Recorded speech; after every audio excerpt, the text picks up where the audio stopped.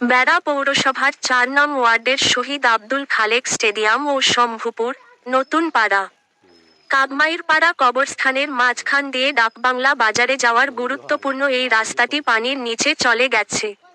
এই রাস্তাটি শম্ভুপুর, নতুন পাড়া, পায়না, হাতিগাড়া, তেঘুরি সহ অন্যান্য এলাকার মানুষের নিত্যদিনের যাতায়াতের মাধ্যম।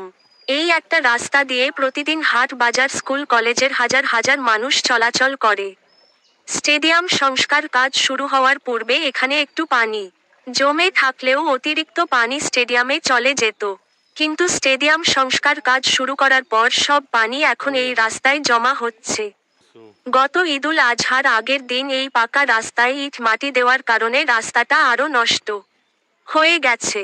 আগে রাস্তার সাইড দিয়ে বালুর বস্তা দেওয়া ছিল, যেখান দিয়ে বৃষ্টি হলে মানুষ কোনোরকমে চলাচল করতে পারত এবং যানবাহনও নির্বিঘ্নে চলাচল করতে পারত।